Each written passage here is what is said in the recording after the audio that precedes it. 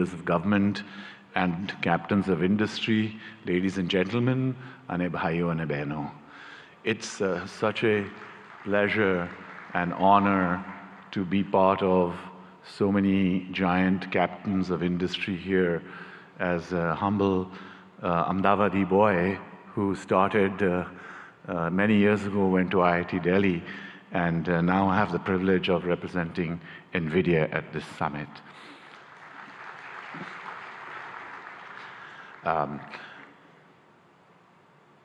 Generative AI is going to change the way we work, the way we do business, the way we govern, the way we live.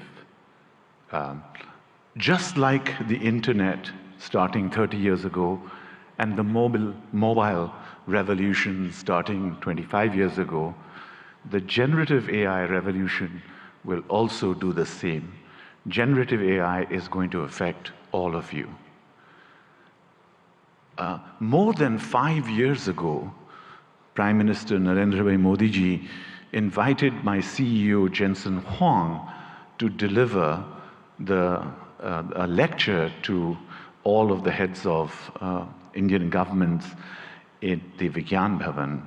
It is the first time that a global leader actually talked about implementing of AI. Thanks to the leadership of Prime Minister Modi ji, it has been a catalyst to accelerate the adoption of generative AI in India and also here in Gujarat. Today, I want to give you 3 specific things that NVIDIA has actioned over the last few months. Number 1, skills development. We have created digital content that can be delivered online and in person to hundreds of thousands of students, developers, researchers, and technical institutions. We are already rolling out this curriculum content on generative AI to all of our business partners here in India, especially the global systems integrators. We are now most willing and keen and eager to partner with universities and technical institutions here in Gujarat and elsewhere in India to deliver this compelling content to the hundreds and thousands of developers in India. India has scale, India has talent, India has amazing data, India has a unique culture. Sovereign generative AI requires scalable AI data center infrastructure, hardware and software in order to be successful. So secondly, I'm delighted to tell you that we are partnering with all of India's leading business groups, the Tatas, Reliance Group, and many others, to set up state-of-the-art AI data center facilities and provision them here in India.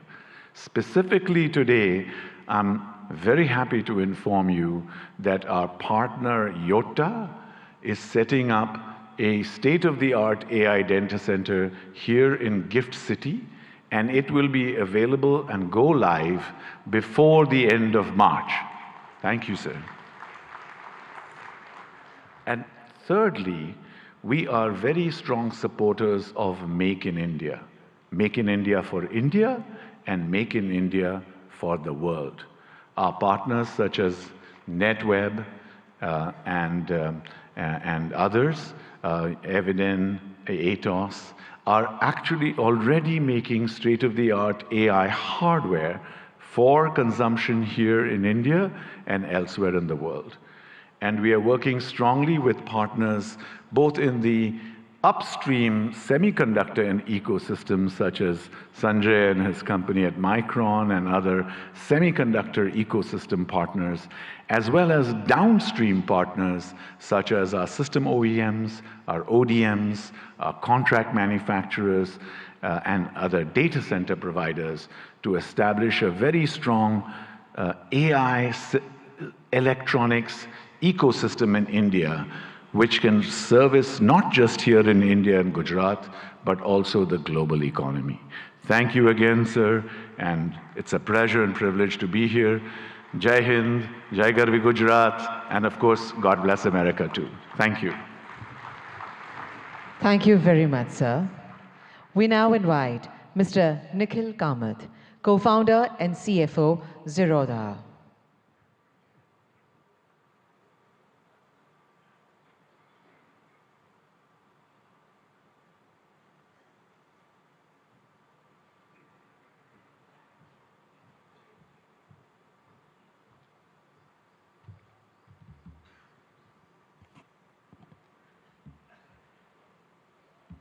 I only have 3 minutes today, so I won't waste too much time by talking about me or setting context. Picture a 17-year-old boy, a school dropout in Bangalore from 20 years ago, not particularly smart, not too educated, and no capital at hand. Bangalore from 20 years ago was a lot quieter, greener, without the vibrance that one might associate with Bangalore today. The fact that I'm able to stand here today in front of all of you, people I have idolized for so long, that opportunity to me has been incredible, and that to me is the India story. I often hear people talking about what India could be 10 years from now, what needs to change, or the fact that we will arrive in 10 years, in 5 years, or a certain period of time from today. I think we are standing too close to the trees and not seeing the forest, because the India I am in today, that is the India that to me has already arrived.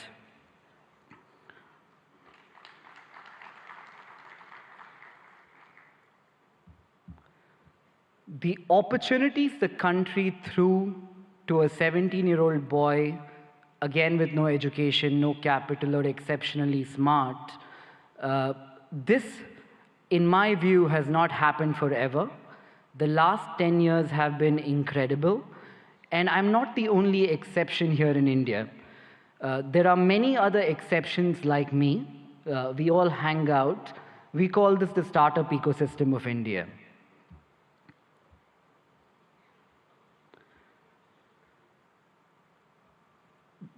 The big change in India from the last decade, in my opinion, also has been that entrepreneurship has moved from something that we have all watched around us, heard in movies, or thought could happen, something that we aspire to entrepreneurship today, which is something that we all are actively trying.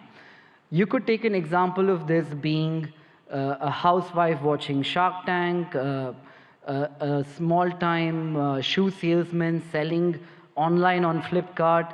These are not stories that existed 10 years ago.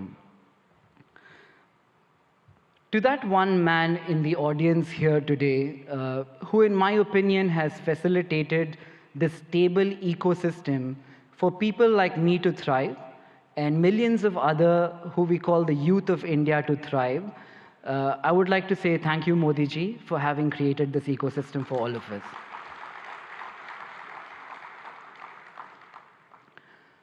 Growing up, I used to talk to people, that one relative in my family who went abroad, studied, and did very well. Traveling to the West seemed to be the best thing that could happen to anybody. Today, when I talk to Indians in the West who have done very well, the only thing I hear from them, it's a very young word, I call it FOMO, the fear of missing out. They're talking about India as the story that they fear missing out today. That change which has happened in the last 10 years is so evident to see that it makes me feel proud, it makes me feel like I'm in the right place at the right time, and that place today is India.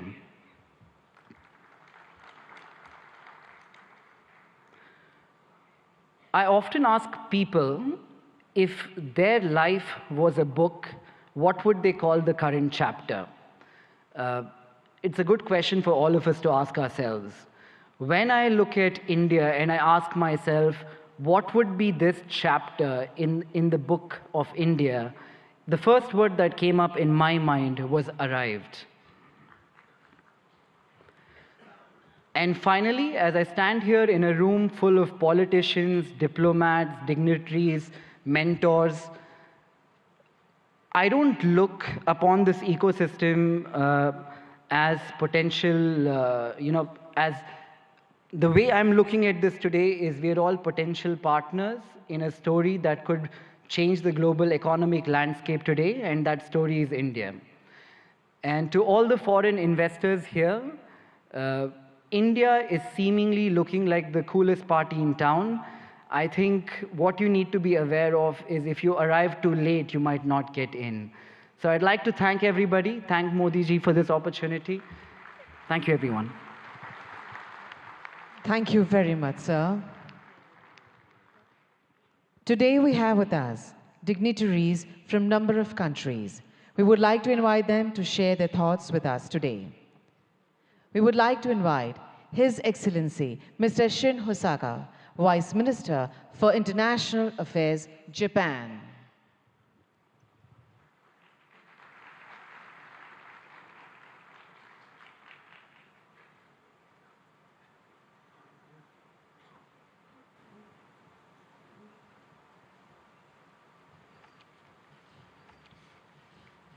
Namaskar. Namaskar. Good morning. Honorable Prime Minister, Narendra Modi, Honorable Chief Minister of Gujarat, Pendra Patel, distinguished guests, delegates in attendance. My name is Shin Hosaka. Vice Minister for International of the Ministry of Economy, Trade and Industry of Japan. METI for short. First of all, on behalf of the Japanese government, I'd like to express our gratitude to Prime Minister Modi for the letter to our Prime Minister Kishida expressing his condolences regarding the large earthquake January 1st in the Noto region in Japan. Thank you very much. Well, thank you for graciously inviting me to Vibrant Gujarat 2024. It's a great honor to have a speech in this Sunday event. With the world facing multiple crises that include natural disasters, climate change, and geopolitical tensions, firm international cooperation for addressing challenges on the global scale is taking on greater importance. I wish to express my admiration for the formidable leadership of Prime Minister Modi, who despite such difficult circumstances, has successfully upheld India's great responsibility of the G20 presidency and continues to tackle the promotion of economic cooperation among the global South nations and the resolution of other challenges on the worldwide scale. India and Japan are special strategic global partners bound by the universal values of freedom, democracy, human rights, and rule of law that we have shared over our long history of exchange. Being that we are at such global turning point, I firmly feel that more than ever, the strengthening of relations between India and Japan in the economic sector is imperative for the sake of carving out a sustainable, peaceful future. Up to this point, Japanese corporations have continued to invest in the nation of India with a cumulative amount of investment between 2000 and 2023, reaching $38.3 billion. This amount is second in the world when tax havens are excluded. The number of Japanese corporations that have entered into the Indian market, and the number of their bases of operations they have respectively reached 1,400 and 4,800. Over time, these corporations have kept on contributing to the further development of India's manufacturing sector, particularly the automotive field. In the state of Gujarat, a manufacturing industry ecosystem centered on the 4- and 2-wheeled vehicle sectors have been intensively built there. In order to further accelerate the Make in India initiative, Japan will further tackle the improvement of the investment environment through support for Japanese industrial parks. Gujarat currently hosts 6 Japanese-style manufacturing schools, where we develop human resources to work on the manufacturing front lines. We intend to continue lending our cooperation in this field going forward. Initiatives by Japanese corporations are also extremely active. To give an example, Suzuki has already produced 750,000 vehicles at its Gujarat-based factory that it sells all over the world, not just in India. Moreover, the company has also adopted a plan to export electric vehicles produced in Gujarat to Japan and Europe in 2025 and beyond. I feel deep gratitude toward the Indian Gujarat governments for their cooperation for so long. Last July, we announced the Japan-India Industrial Co-Creation Initiatives go beyond cooperation in the automotive industry and other existing industry domains to create industries in the name of further developing relations between our respective nations as we move forward. In the semiconductor, hydrogen green, and digital domains in particular, METI is carrying out preparation to proactively assist with business development in India. For cooperation surrounding semiconductors, in July 2023, we executed the Japan-India Semiconductor Supply Chain Partnership and launched a policy dialogue. Last November, we promptly held our first meeting of that partnership, which had over 100 individuals representing Japanese semiconductor-related enterprises in attendance. This time, as well, we carefully selected some semiconductor corporations with considerable potential to contribute to India and asked them to accompany us here. We hope to go beyond contribution to the establishment of semiconductor ecosystem in India in the form of developing semiconductor manufacturing environment, improving the logistic environment, and developing semiconductor human capital. For the hydrogen domains as well, we are providing support for attracting Japanese cooperation to India and lowering the initial risk associated with the start of operations in order to accelerate cooperation with the nation. In fact, world-leading equipment such as water electricity systems and ammonia mixed combustion burners is in the process of being introduced in India. In addition, METI will enact budgetary measures of $200 million for the purpose of accelerating economic cooperation with India. Our hope is to develop concrete projects through these funds towards the future. The concept of Vibrant Gujarat 2024 is gateway to the future. Let Japan, with its accumulation of technology, and India, whose growth is just beginning, join hands in driving forward the international society and carving out the future of the world.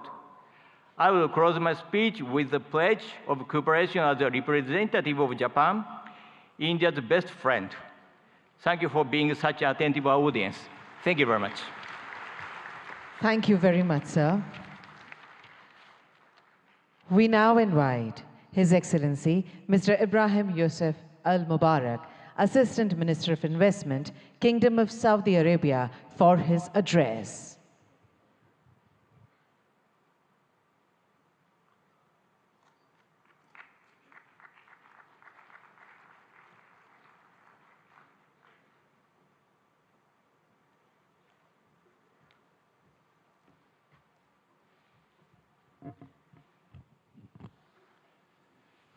الحمد لله والصلاة والسلام على رسول الله. دولة رئيس الوزراء ناريندرا مودي، معالي رئيس الوزراء باتيل رئيس وزراء ولاية جوجرات، أصحاب الفخامة والسمو والمعالي الحضور الكرام، السلام عليكم ورحمة الله وبركاته. نامستي.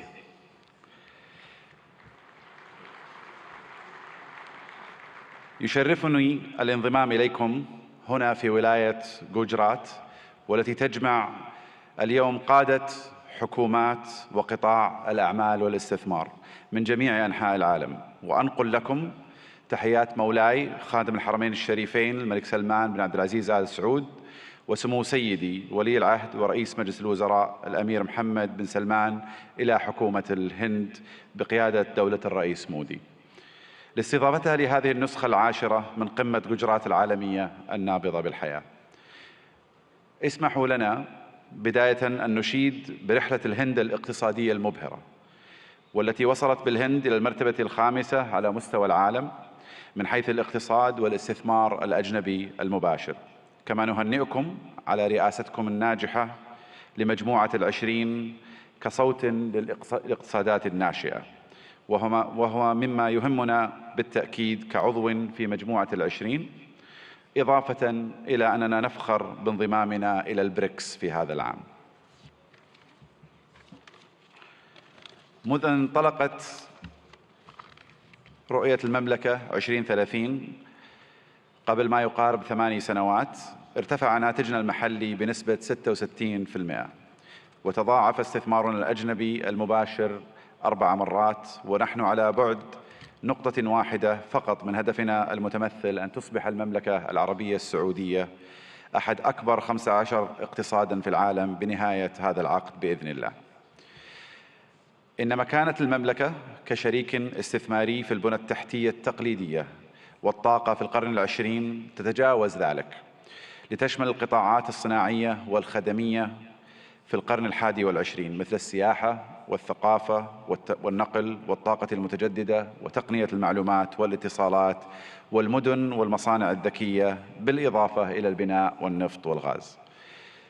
إضافة إلى أن أصول صندوق الاستثمارات العامة السعودي تجاوزت 700 مليار ريال، كما يحتل سوق الأسهم في المملكة المرتبة التاسعة عالمياً، بعد أن صعد من المرتبة ال25 في عام 2016، وقد بلغت الشركات المدرجة في السوق السعودي أكثر من 200 شركة، ويشاركنا اليوم مجموعة من هذه الشركات. إن مشاريع المملكة تعد فريدة من نوعها من حيث النطاق والطموح، لأنها تمثل بعضا من أكبر المشاريع المستقلة على مستوى العالم، وتوفر للمستثمرين فرصة استثنائية لإعادة تعريف الصناعات والحصول على حصة في السوق، ومنها نيوم، مشروع البحر الأحمر، القدية والعلا، ومشروع بوابة الدرعية وغيرها من المشاريع. وخلال هذه القمة ستتاح لكم الفرصة لمعرفة المزيد مباشرة من الأشخاص الذين صمموا هذه المشاريع وقادوها منذ البدايات. أصحاب الفخامة والسمو والمعالي الحضور الكريم، إن المملكة العربية السعودية لا تشترك مع الهند في المصالح الاستراتيجية فحسب، بل تشتركان أيضاً في طموحات مماثلة تشمل التحول الرقمي والابتكار والدفاع والفضاء. كما تفخر المملكة بكونها جزءاً من الاتفاقية التاريخية والتي تم الإعلان عنها على هامش قمة مجموعة ال20 المثمرة التي عقدتها الهند في سبتمبر الماضي، وهي اتفاقية إنشاء ممر اقتصادي يربط الهند والشرق الأوسط وأوروبا بالسكك الحديدية وخطوط الموانئ وخطوط الأنابيب، كذلك مثل كابلات البيانات والهيدروجين والكهرباء، مما سيعزز بإذن الله سلاسل الإمداد والتوريد في جميع أنحاء العالم، مع خلق فرص استثمارية غير مسبوقة في المملكة والهند والدول الشريكة الأخرى. في الختام أشكر مضيفين الكرام جميعا على استضافتنا، ونسأل الله لهذه القمة التوفيق والنجاح، وأشكركم جميعا على اهتمامكم وحسن الاستماع. شكرا جزيلا، والسلام عليكم ورحمة الله وبركاته. Thank you very much, sir. We now invite Lord Tariq Ahmed, Minister of State, Middle East, North Africa, South Asia, United Nations and the Commonwealth, UK, for his address.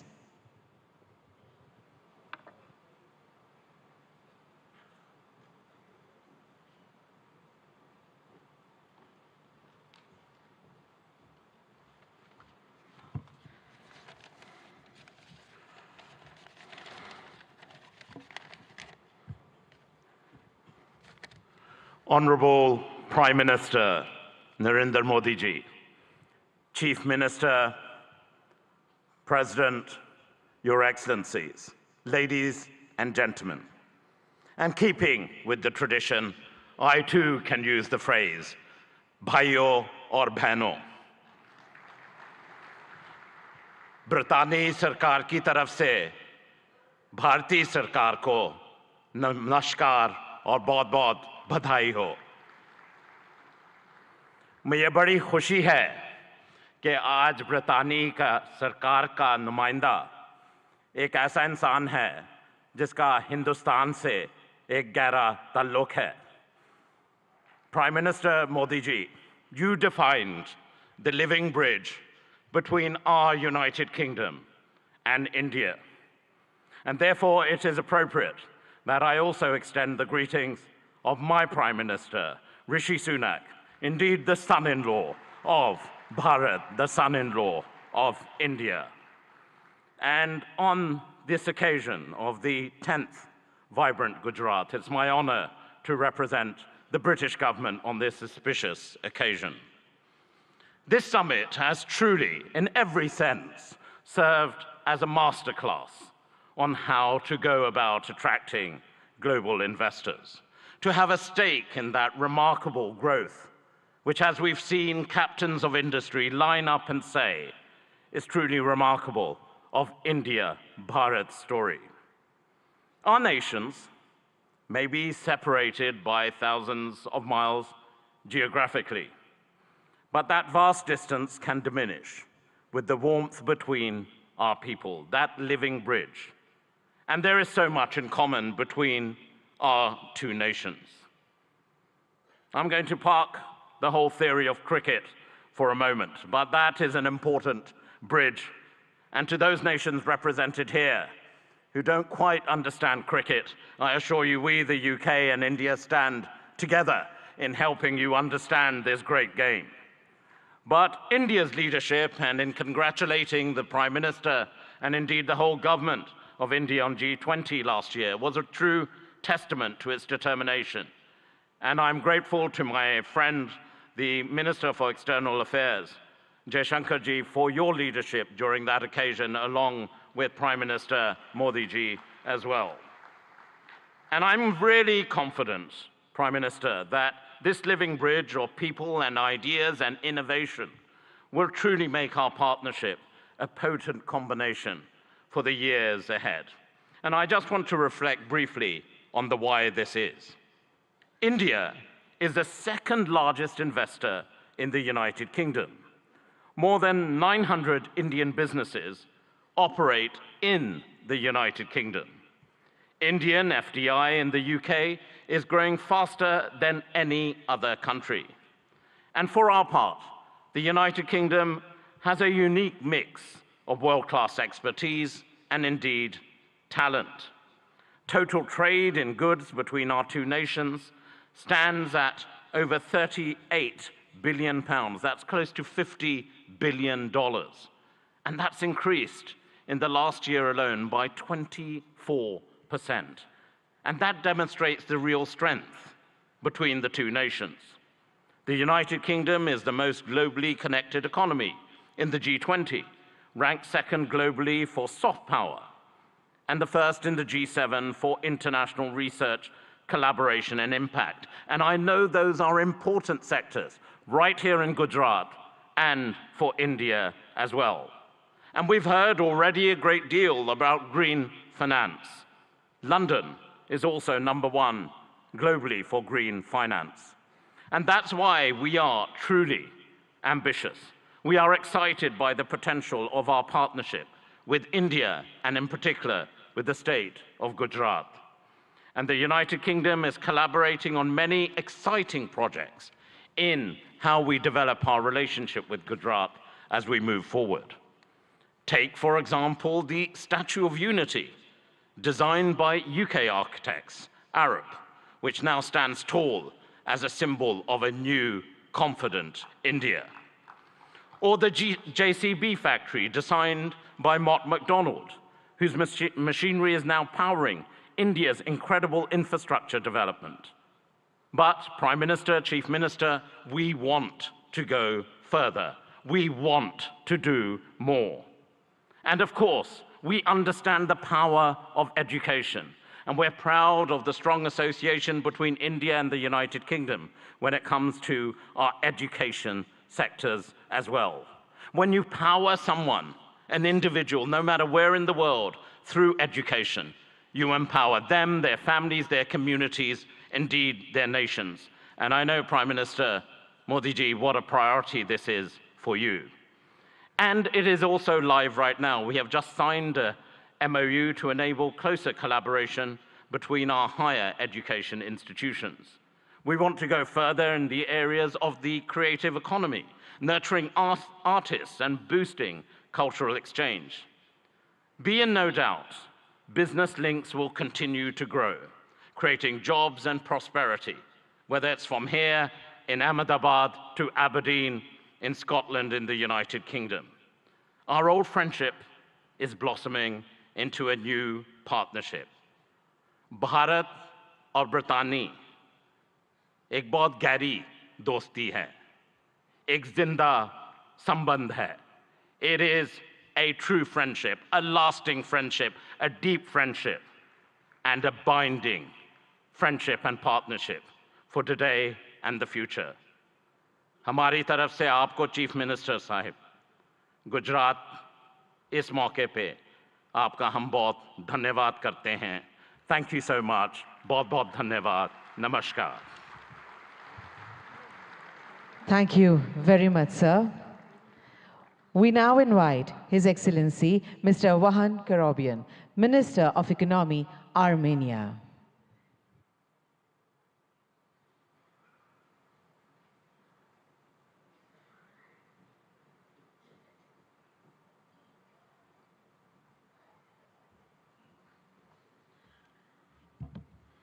Honorable Excellency Prime Minister Shri Narendra Modi, Honorable Chief Minister of Gujarat Bhuendra Bhai Patel, Excellencies, distinguished guests, ladies and gentlemen.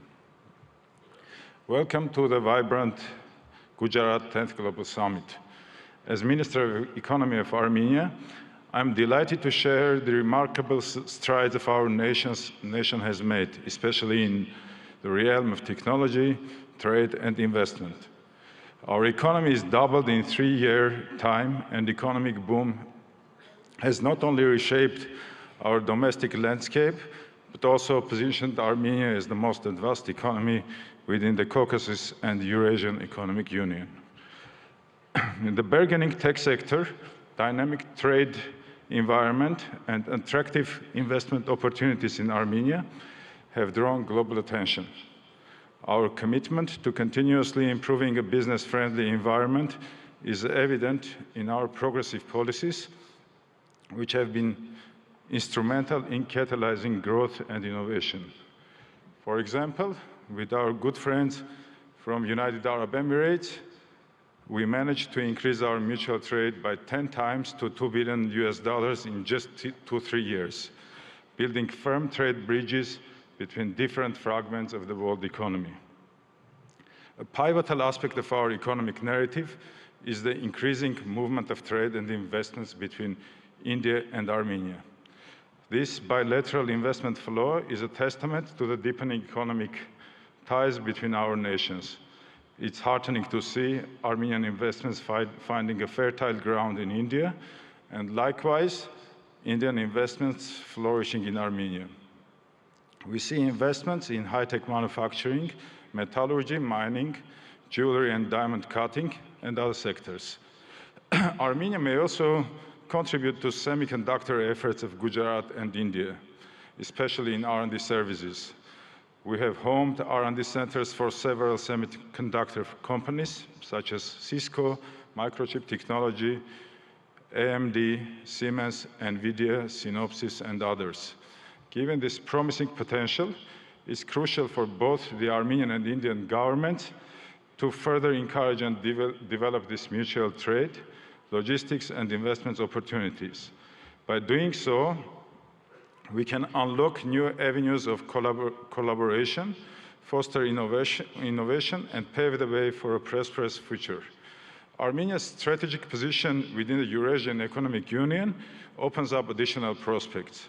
Leveraging this position can benefit businesses looking to tap into the expansive Eurasian market, facilitating industrial development, trade, logistics, and joint ventures.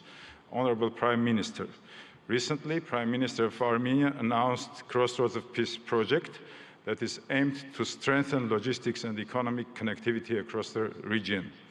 As we convene at this summit, I offer you to explore the logistics opportunities to connect India and Europe via Iran's Chabahar, Armenia, and Georgia.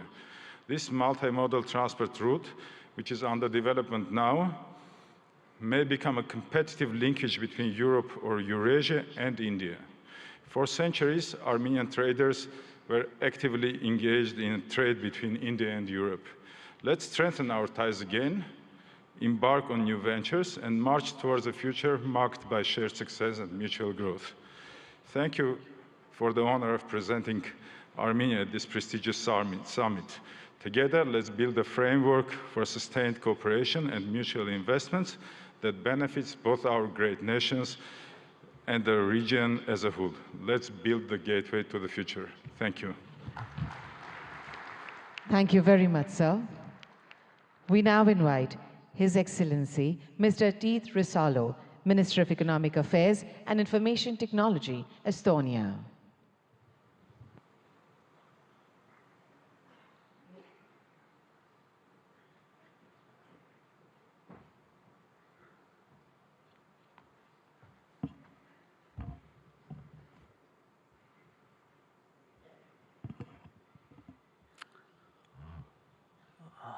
Prime Minister, Chief Minister, Excellencies, ladies and gentlemen, dear friends, namaste, or tere hommikust, as we say in Estonia. I believe India is a spiritual country where people believe still in miracles. And let me present you one straight away. It's me, standing here, representing the Republic of Estonia, free and independent country with a population of 1.4 million. Archaeology tells us that Estonians have been living in the same place for 5,000 years. But from the written history of 1,000+ years, we have been independent only 50. Despite that, we have maintained a unique culture and a full-blown, unique language and a full-blown culture. We regained our independence only 30 years ago.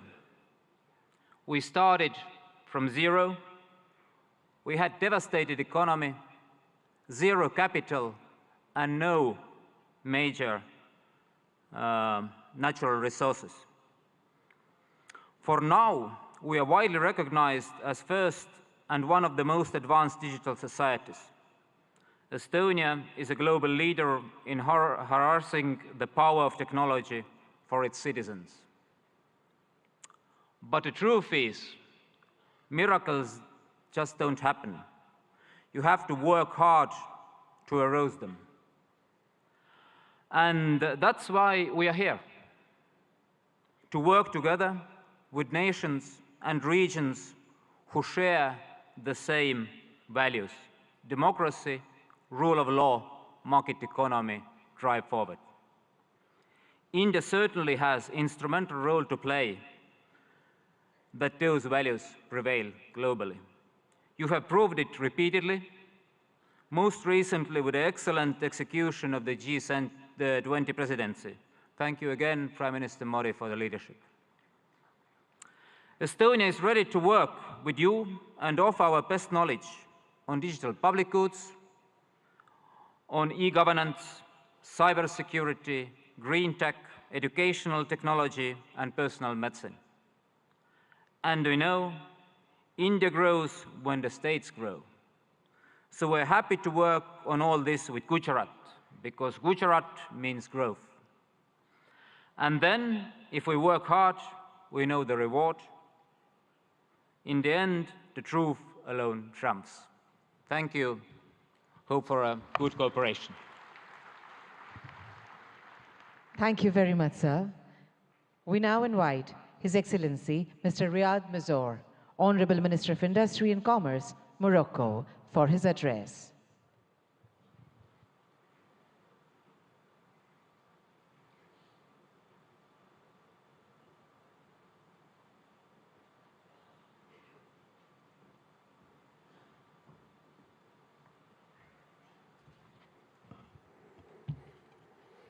Honorable Shri Narendra Modi, Prime Minister of Bharat.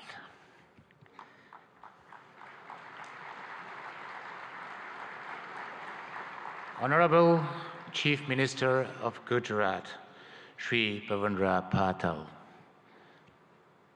Honorable Head of States, Chief of Governments, Ministers, Excellencies, ladies and gentlemen, it's my honor and distinct privilege to address this esteemed assembly at the 10th Vibrant Gujarat Global Summit, representing the Kingdom of Morocco. I'm deeply grateful for your gracious invitation extended to by the government of Bharat. This marks a significant milestone as Morocco proudly participate as a partner country for the second time in this globally acclaimed summit. This summit, an initiative that we owe you, Prime Minister Modi, that we owe to your leadership, stands as a beacon of opportunity, not only in fostering business projects, but also in fortifying the enduring bonds of cooperation and friendship that so splendidly unites Morocco and Bharat. The historical visit of our beloved King Mohammed VI to Bharat in 2015 and his meeting with you, Prime Minister, Honorable Prime Minister Modi, marked a new era in the cooperation between my country and Bharat, raising the level of bilateral relation to a strategic partnership. Even our beloved king at that time expressed his admiration for the Indian model, which has succeeded in emerging as one of the largest world economy. Let me comment on what has been said beforehand. Prime Minister Modi, you made Gujarat as an engine of growth for Bharat, but you made Bharat as the engine of growth of the world. Morocco, for its part, has also evolved positively, showing a regional leadership in advanced sectors, such as automotive, aerospace, semiconductor, and fertilizer industry, coupled with a significant transformation of historical sectors such as textile and agri-food. All sectors have been performing remarkably well despite successive crises, which confirm the undeniable success of the industry policy of Morocco, Gujarat, and Bharat. Since then, our two governments have worked tirelessly to achieve the objectives set. Today, there are almost 50 agreements and MOUs signed in various sectors. Today, there are also 45 Indian companies established in Morocco, while there were only 13 in 2015. Today, our exchanges have tripled from $1.4 billion to $4.2 billion. Today, Gujarat, India, has hosted the most important Moroccan investments in Asia. This is a testimony of the great momentum that had been injected into Moroccan-Indian bilateral relations, and I'm confident this will continue to grow as both of our nations share a commitment to economic growth, sustainable development, and mutual prosperities. Ladies and gentlemen, under the guidance of our beloved King, Morocco has embarked on a transformative journey, guided by a strategic development roadmap that has steered the nation towards openness and remarkable progress. In the face of supply shocks and succession of global crises, Morocco's resilience has been extraordinary, showcasing its agility to navigate through multifaceted challenges with innovative solutions. Indeed, our country's GDP has tripled in the last 20 years, and we multiplied our manufacturing export by 6 since 2000. Today, 87% of our exports are manufactured products. Today, Morocco is the first manufacturer of cars in Africa and one of the most competitive countries worldwide in producing cars and renewable energy. Well, the best and the most competitive country in producing cars is still Gujarat. Moreover, thanks to our ideal position as a continental and world-class hub, its free trade agreements giving access to more than 100 countries and 2.3 billion consumers, and its political and monetary stability, Morocco offers great opportunities for investors to settle. Ladies and gentlemen, given the commitment of my country in accordance with the high royal vision to the promotion of an active, solid, and supportive cooperation in a spirit of co-development and shared growth, Morocco and Gujarat can work closely through a South-South triangular cooperation to promote growth in Africa, India, and in the world.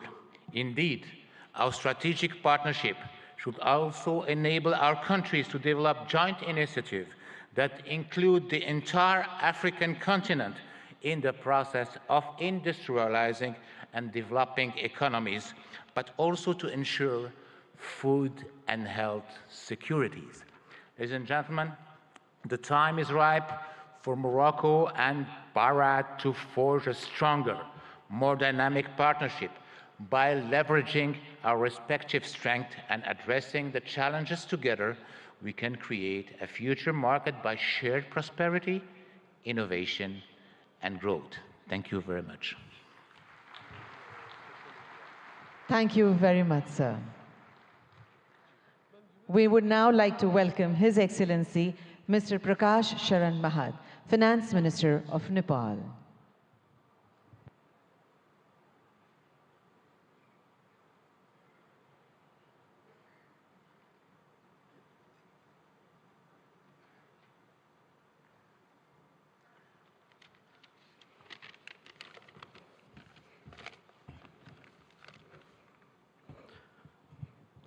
Right Honorable Prime Minister Sri Narendra Modi ji, Honorable Chief Minister of Gujarat Sri Bhupendra Bhai Patel ji, distinguished participants, ladies and gentlemen, warm greetings from Nepal.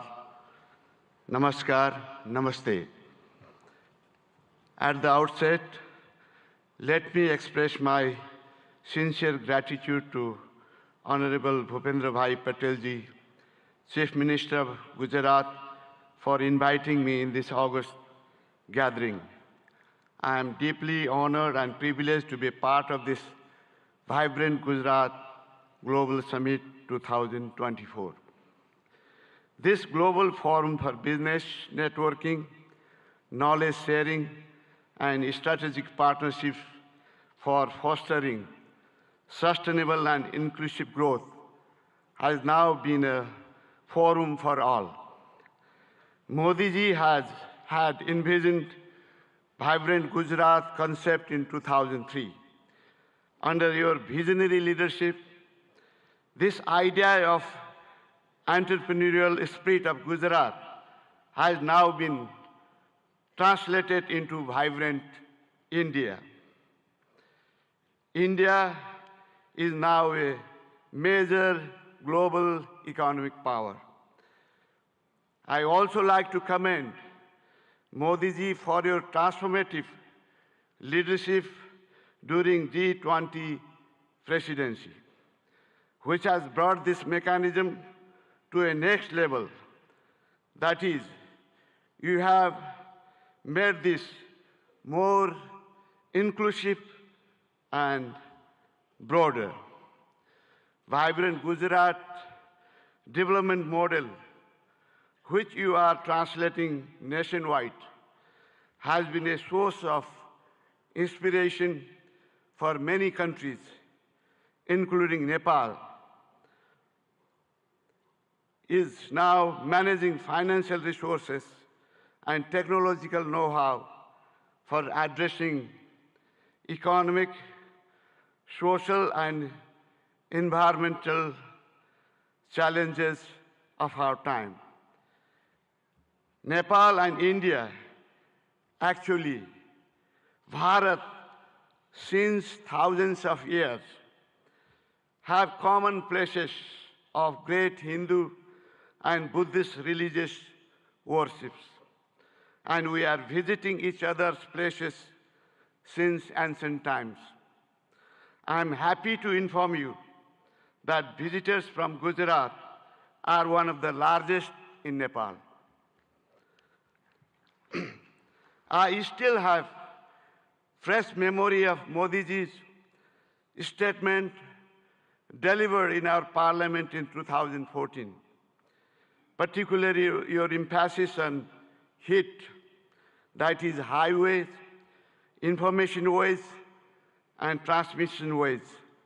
I am happy to share that we are working together in all these areas to improve connectivity, strengthen market linkages, and to reduce transaction costs.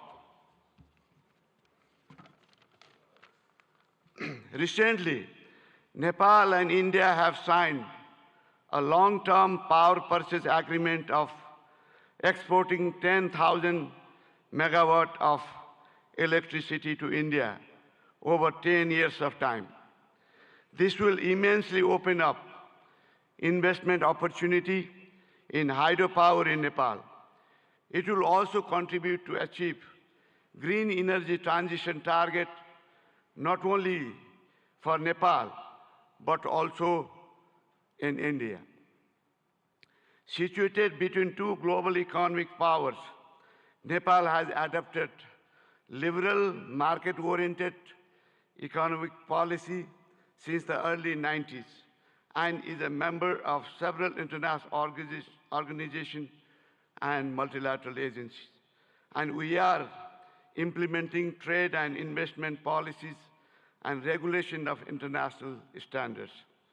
Nepal provides investor-friendly regulatory and legal framework with macroeconomic stability and rule-based democratic political system. Our legal system prohibits nationalization of private enterprises and properties. We guarantee national and non-discriminatory treatment to foreign investment. Those who have invested in Nepal are enjoying good returns on their investment. The abundant natural and educated human resources, together with potential domestic and export market, ensures attractive return for prospective investors. There are huge untapped investment opportunities in Nepal in energy, tourism, agribusiness, and ICT.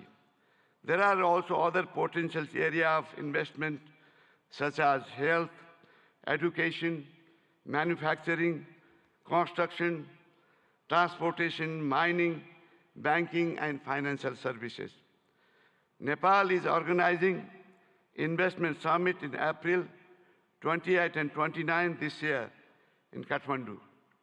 I would like to use this occasion to cordially invite all captains of industries and entrepreneurs from India and other participating countries for your valuable involvement in this summit. I hope your innovative business ideas and investment decisions will be a milestone for unlocking growth potential of Nepal. Once again, I would like to express my sincere thanks to the state government of Gujarat for providing me this opportunity to witness remarkable confluence of minds and energies in vibrant Gujarat Global Summit. I wish for the grand success of this summit. Thank you very much. Thank you very much, sir. We now invite His Excellency Mr. Tran Lu Quang, Deputy Prime Minister of the Socialist Republic of Vietnam, to deliver his address.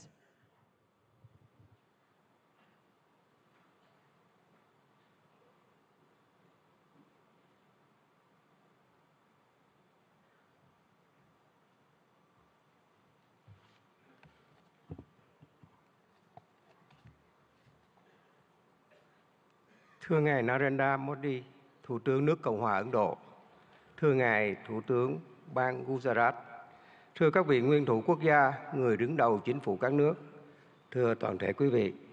Hôm nay, tôi rất vui mừng tham dự Hội nghị Thượng đỉnh toàn cầu Gujarat đầy sức sống lần thứ 10 với chủ đề Cửa ngõ vào tương lai tại bang Gujarat, quê hương của vị lãnh tụ vĩ đại Mahatma Gandhi của đất nước và nhân dân Ấn Độ anh em, quê hương của Ngài Thủ tướng Narendra Modi. Với quy mô ngày càng lớn và sự tham gia đông đảo của lãnh đạo và doanh nghiệp Ấn Độ cũng như các nước, Gujarat đầy sức sống đã thể hiện rõ tầm nhìn của Thủ tướng Modi và nỗ lực của bang Gujarat, góp phần khẳng định sự hấp dẫn cũng như vai trò và vị thế quốc tế ngày càng cao của Ấn Độ. Chúng ta đang sống trong một thế giới đầy biến động phức tạp và khó lường.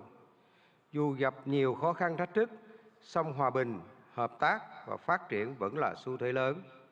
Chúng tôi đánh giá cao việc hội nghị lần này tập trung thảo luận những động lực, xu thế phát triển mới, trong đó có kinh tế xanh, kinh tế tuần hoàn, kinh tế số, thành phố thông minh. Đây cũng là những lĩnh vực ưu tiên trong tiến trình phát triển và hội nhập quốc tế của Việt Nam. Để thúc đẩy mạnh mẽ các lĩnh vực nêu trên, hướng tới các mục tiêu phát triển bền vững, chúng tôi cho rằng các chính phủ cần tạo lập khuôn khổ chính sách, pháp lý và môi trường đầu tư kinh doanh thuận lợi, ổn định, minh bạch, công bằng, triển khai các chiến lược, kế hoạch một cách nhất quán. Nguồn vốn từ đầu tư công của chính phủ cần đóng vai trò dẫn dắt, đồng thời khuyến khích mạnh mẽ và thu hút hiệu quả các nguồn lực của khu vực tư nhân và đầu tư nước ngoài. Trong hợp tác quốc tế, cần đưa các lĩnh vực này thành nội dung hợp tác chủ đạo và ưu tiên dành nhiều nguồn lực hơn nữa để hiện thực hóa. Các nước phát triển cần tăng cường hỗ trợ các nước đang phát triển về vốn, chuyển giao công nghệ, kỹ thuật, quản trị hiện đại, đào tạo nguồn nhân lực.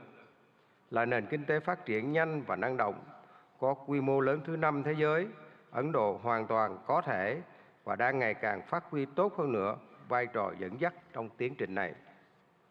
Thưa tất cả quý vị, thời gian qua, quan hệ hữu nghị truyền thống và đối tác chiến lược toàn diện giữa Việt Nam và Ấn Độ không ngừng phát triển trên các lĩnh vực.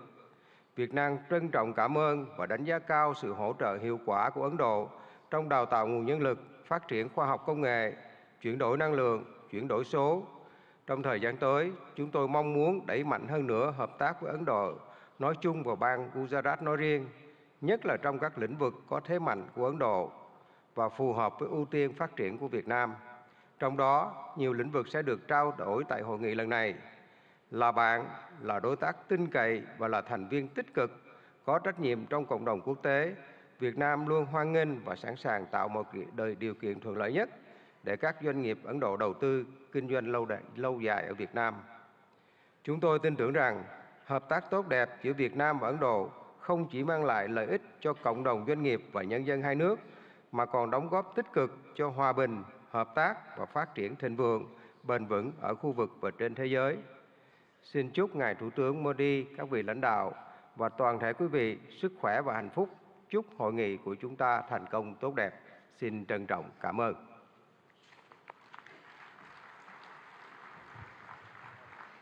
Thank you very much, sir. We now honored to invite His Excellency Mr. Petr Fiala, Honorable Prime Minister, Czech Republic, for his address.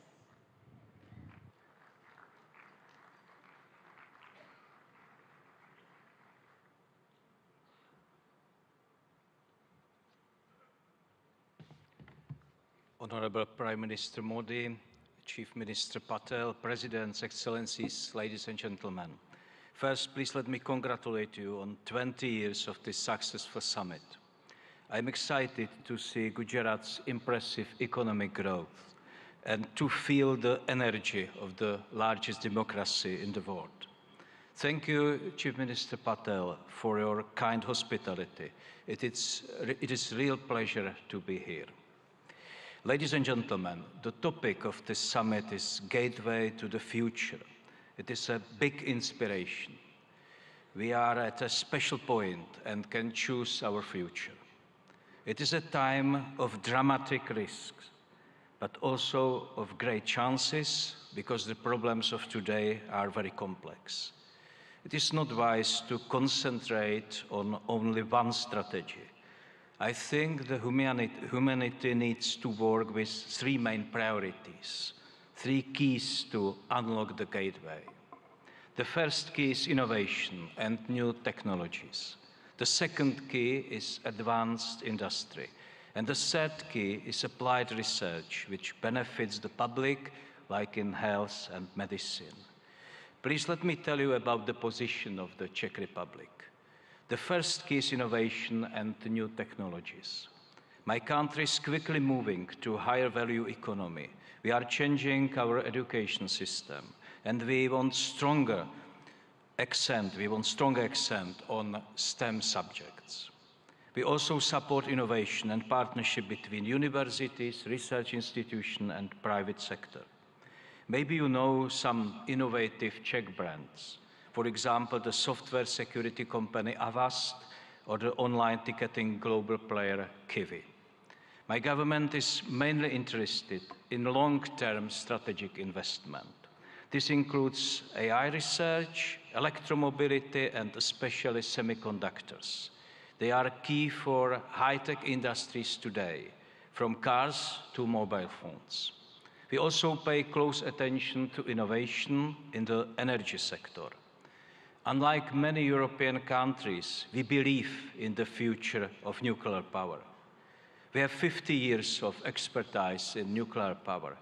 Our top interest is development of small modular reactors. On this way, we want to work with leading global makers. It is also a chance to improve our Czech-Indian capacities in nuclear energy research. We are very serious about innovation in renewable energy and green digital technologies. The goal is to have reliable, efficient, and sustainable energy. This is about clean environment, and the potential for Czech-Indian collaboration is great, not only in energy, but also in wastewater treatment or in sustainable agriculture. The second key to our future is advanced industry. My country is a great exporter of high-quality industrial goods. I am sure that you know some of the traditional Czech brands. Bata, Škoda, Tatra, or Java are well established in India. Our companies are leaders in land transport. Škoda Auto produces cars here and has a new logistics center in Pune. It can be active and make India e-mobility hub of tomorrow. We also have great railway cars makers. Czech companies build wheel sets here in India. And we offer solutions for cities, trams, hydrogen buses, or smart transport systems. We have many advanced companies in space industry. It is very strong in the Czech Republic. Their products are parts of rockets and satellites from the European Space Agency and others. Our aerospace and defense industry is always ready to help our friends in India. In all sectors of our industry, we are proud of traditional and new products and their quality. The third key is applied research in fields like healthcare and medicine. There are many major issues in public health: lifestyle diseases, sustainability of public health systems, and the new health dangers. COVID-19 is a typical example. It shows us the benefits of international cooperation, sharing results and experience, and fighting the virus faster than ever before. It also shows us the need to be prepared for other new dangers. In health and medical science, fast innovation can bring big benefits to people. Its importance will only increase. There are many bad demographic and lifestyle trends in the world today. And health and medical research is also a very important driver of future economic growth. I am very pleased that Czech Republic and Indian universities cooperate successfully in this area. Tomorrow I will visit the NIMS University in Jaipur. It has a strong focus on medical research and training of health professionals. It is an institution which applies experience of top Czech and Indian experts. Ladies and gentlemen, I briefly presented three areas, three keys which can unlock the gate to our future. With them, we have a chance for a sustainable future. It offers a better life for humanity. All of them are connected to science, technology, and innovation. This is intentional. I believe that knowledge is the most important factor for growth, well-being, and happiness. I'm very happy that the partnership between India and the Czech Republic is based on this vision. We show this today together with Prime Minister Modi by endorsing our strategic partnership on innovation. The partnership covers many areas, including science, new technologies, energy, healthcare, or infrastructure. There is great potential in this joint statement. India and Czechia understand the role of innovation in solving the challenges of today. Our countries believe that the economy of the future will depend on deep cooperation. This gives me great hope that our partnership will bring concrete results for our peoples.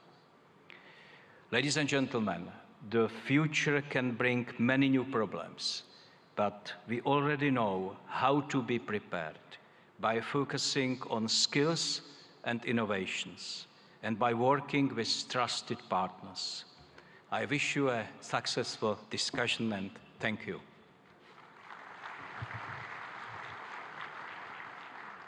Thank you very much, sir, for your words of appreciation and encouragement. We now feel proud in inviting His Excellency, Mr. Philip Nyusi, Honorable President, Mozambique, to deliver his address.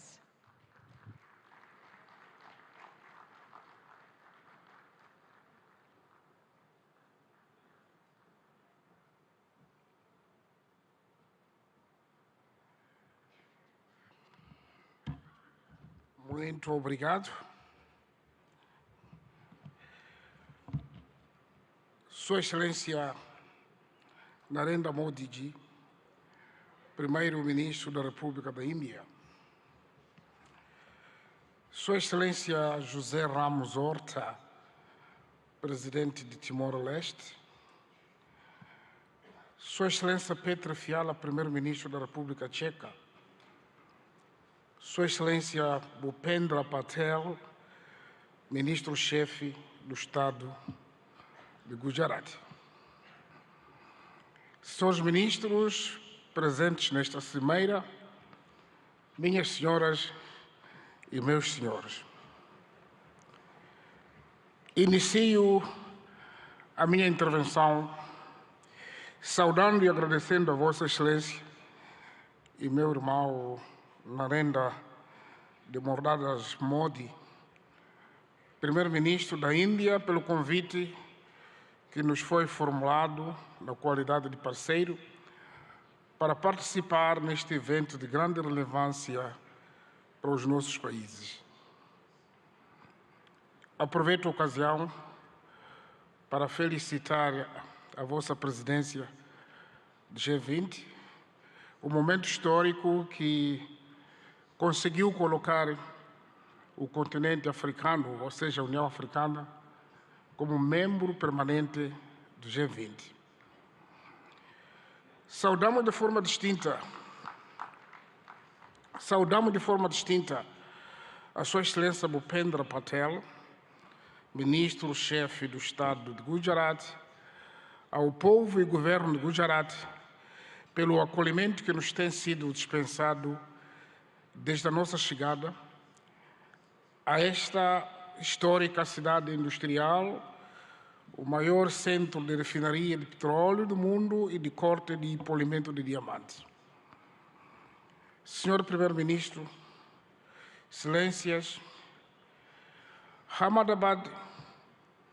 em Ahmedabad me sinto em minha própria casa, pois foi daqui que adquiri conhecimentos que me têm ajudado a adicionar ao que antes tinha conseguido e, com o espírito de sempre aprender, me permite dar a minha humilde contribuição para o desenvolvimento do meu país, Moçambique.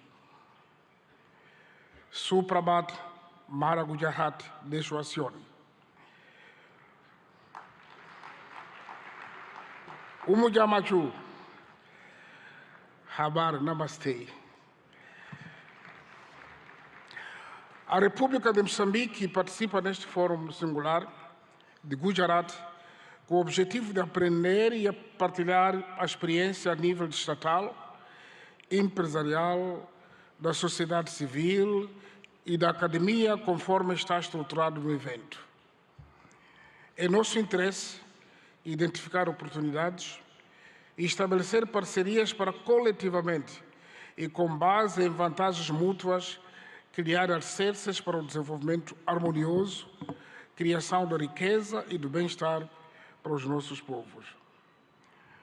A República da Índia e o Estado de Gujarat, em particular, oferecem a muitos países em desenvolvimento a oportunidade de partilhar a experiência de resiliência e de superação perante obstáculos ao desenvolvimento.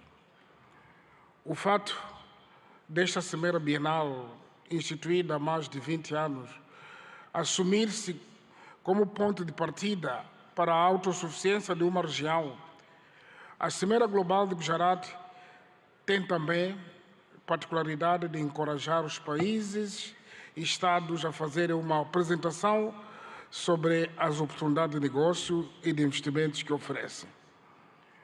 O nosso interesse em aprender da experiência de Gujarat é ainda maior porque acreditamos na estratégia de desenvolvimento baseada na autossuficiência, ou seja, na produção e transformação interna de recursos ao nosso dispor, destinada a autoconsumo e exportação.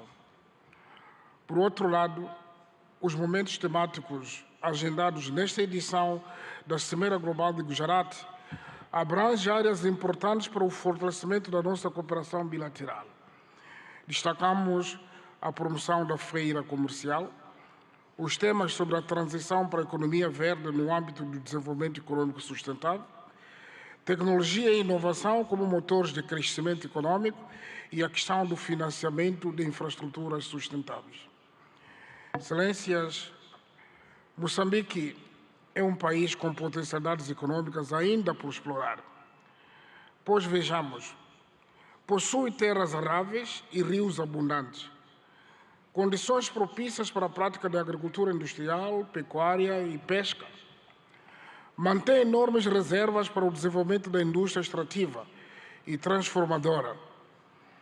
O país dispõe ainda de grandes reservas de areias pesadas, para além de outros minérios de elevado valor comercial, como tais diamantes, pedras preciosas, cobre, ferro, grafite. Aliás, falando do grafite, o CEO da Suzuki falou da produção de baterias. Imediatamente eu convido para produzir em Moçambique, porque grafite está em abundância. Mas também Moçambique possui carvão mineral, e já estamos a exportar para este país em grandes quantidades. Isso só para citar alguns exemplos. O nosso país é também conhecido como detentor de enormes potenciais energéticos, energia hídrica, eólica e solar, e estamos agora a projetar a construção de uma grande barragem hidroelétrica para mais de 1.500 megawatts. Esperamos que pode haver interesse de participar conosco ainda.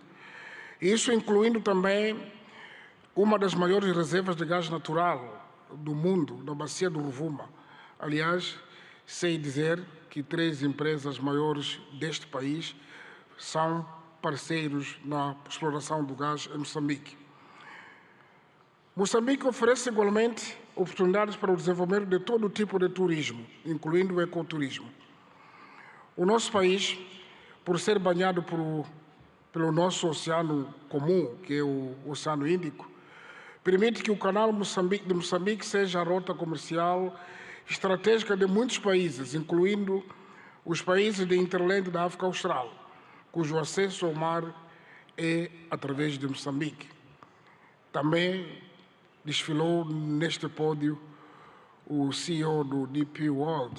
Ele pode ser testemunho porque já estão a operar nos portos moçambicanos.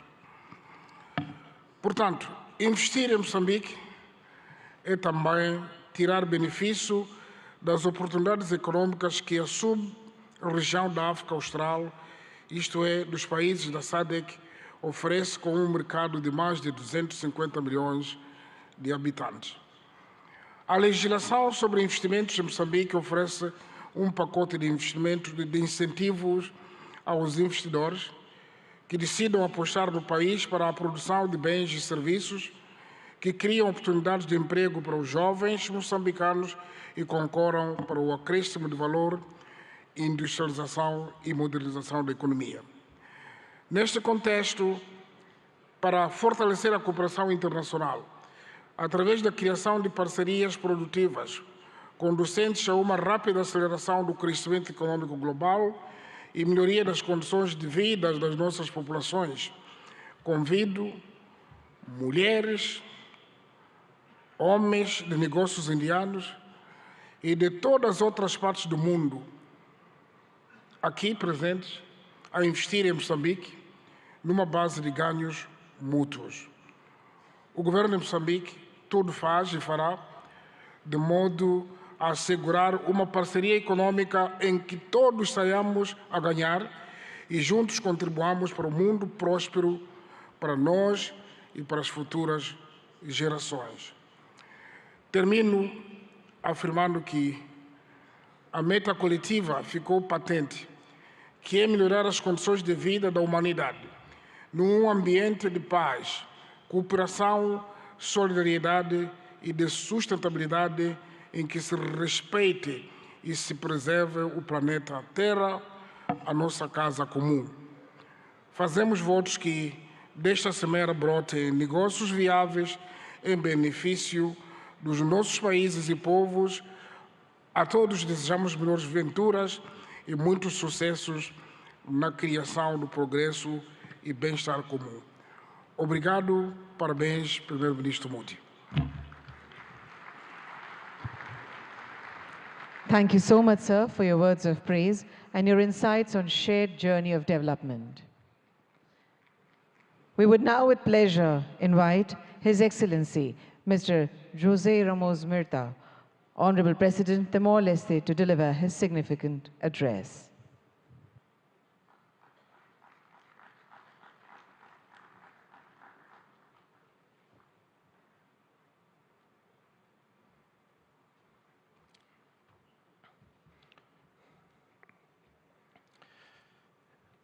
Excellency Prime Minister Modi, Chief Minister Patel, Excellency President of Mozambique, Felipe Jacinto Nyusi, Prime Minister of Czech Republic, ladies and gentlemen.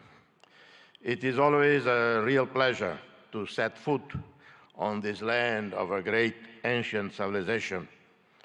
I first visited India on a personal capacity in April 1992, having spent more than a week in Dharamsala.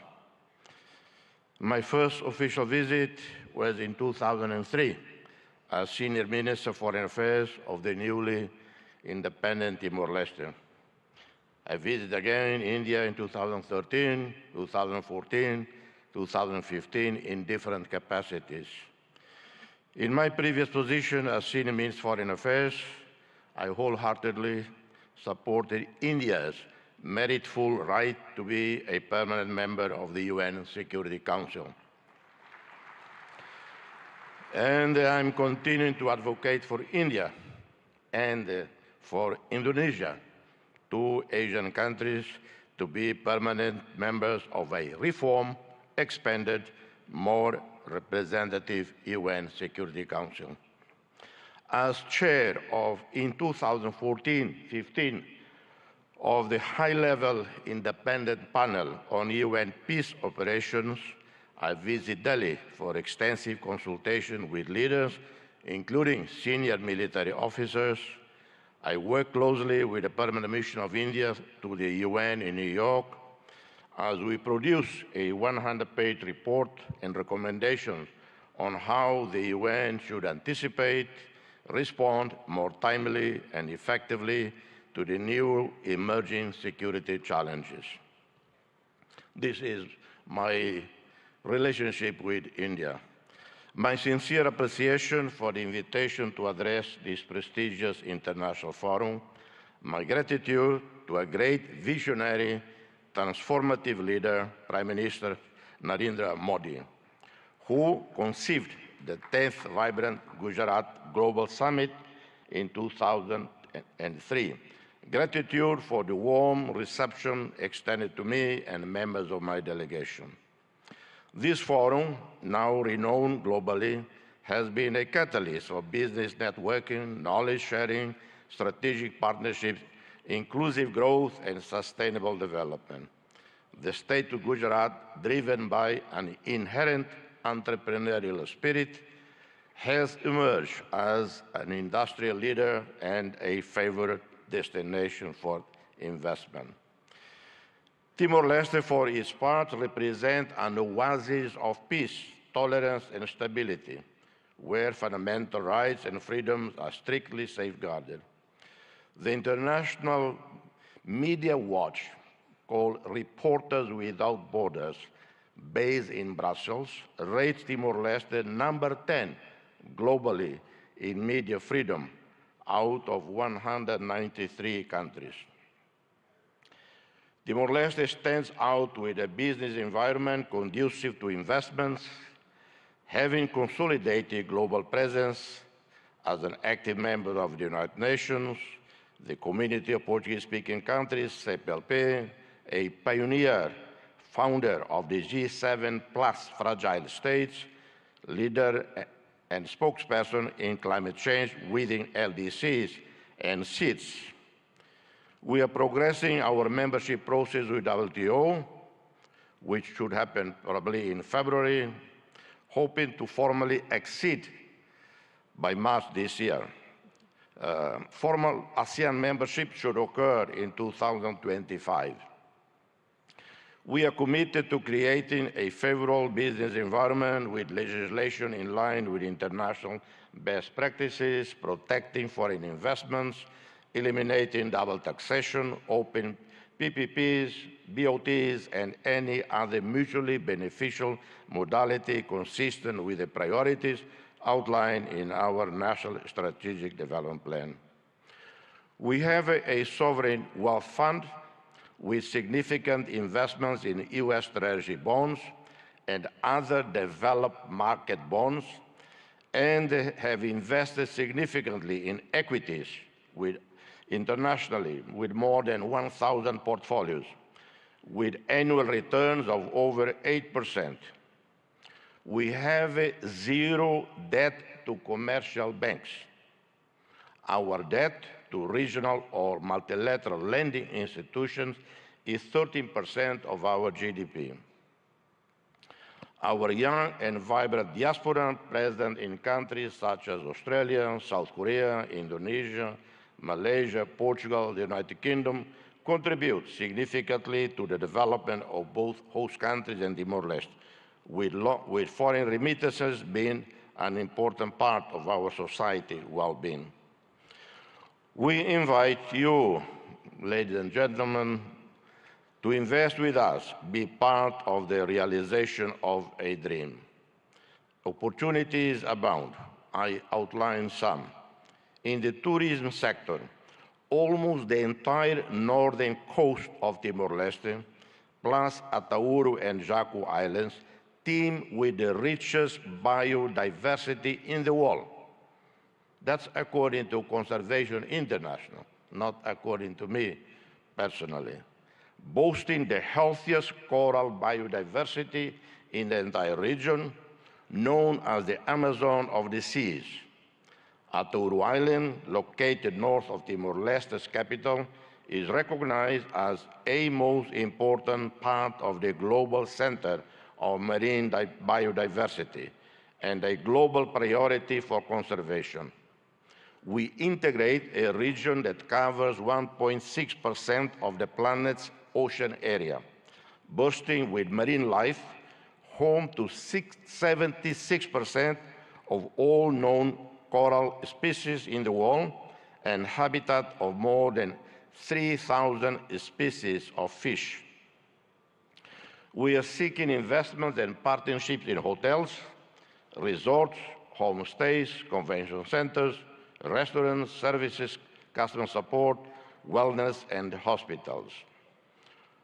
In the oil, gas, minerals and renewables, we have a vast resources, oil and natural gas reserves, onshore and offshore, within our exclusive economic zone, where the Greater Sunrise gas field stands out, whose consortium led by Woodside is expected to bring this important wealth onshore very soon.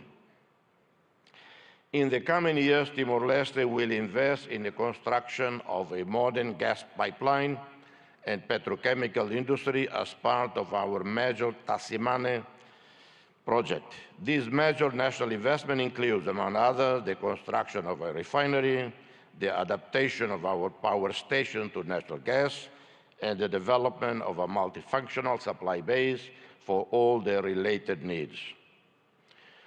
We also have large reserves of other minerals, huge marble structures, limestone, as you know, a key resource for the development of cement industries and other construction products, capable of feeding the domestic market and supplying growing foreign demand.